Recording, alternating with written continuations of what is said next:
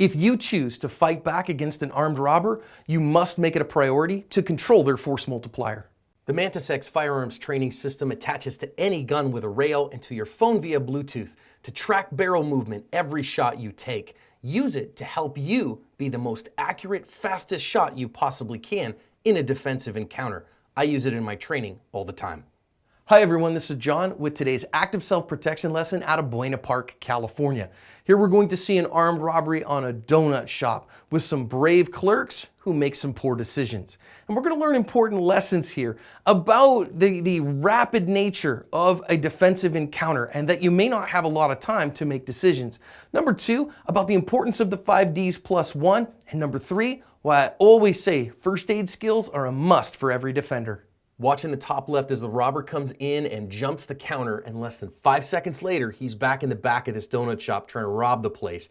And you notice it's 1:45 in the morning as they're making donuts.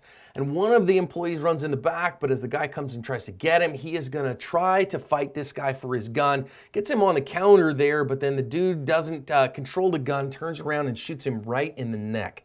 Now, that guy's out of it. Now this bad guy is gonna go grab this other employee, and if you go watch the news story, takes him to the front, takes some money out of the register, and he's off and gone.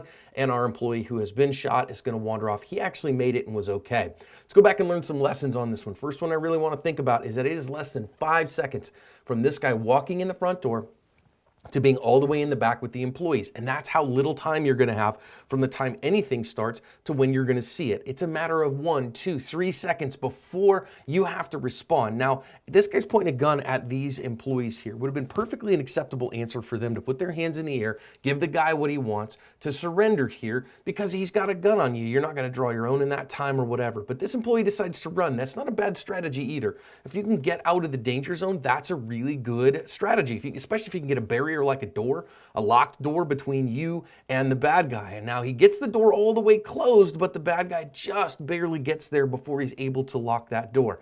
If he could have got that door locked, that would have been a great strategy to protect himself. But notice the other employee with, his head in his hands there, just turtled up, wouldn't have protected him one bit. Now he's trying to get that door closed, and you notice the employee's going up and going for the gun here, but he doesn't quite get it. When the bad guy has one hand on the gun, he can use that other hand to get you off of him, and that's exactly what we did here, which is why if you're gonna try these things, you really gotta have some empty-handed skills and spend a lot of time on the mat getting able to do those things.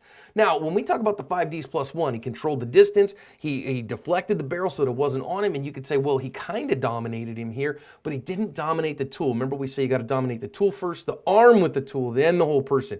And he doesn't here. You notice here he's got a hold of the arm, but not the tool. The guy's still got the gun in his hand, and he can do whatever he wants with that, or at least move it around in some significant way. And that was the problem here. He did not dominate the tool first, the arm with the tool, and that's why the guy was able to break off of that and come around and pop him. Now, when he did here, my guess is that just the shock, just the concussion from that in the neck like that, gave this guy and knocked him out, or at least absolutely stunned him, and that's why he's down like that. We might say, you want to have emotional fitness or whatever, but the concussion alone might have gotten him out of the fight. But notice a couple things. A few seconds later, he kind of reclaims his consciousness and goes and gets out of the danger zone. That's really good, and also a great reminder that you want to have your first aid skills strong. You want to be able to help somebody else and help yourself in this instance to control traumatic bleeding until the paramedics arrive. Thankfully, he's going to make it. He's okay.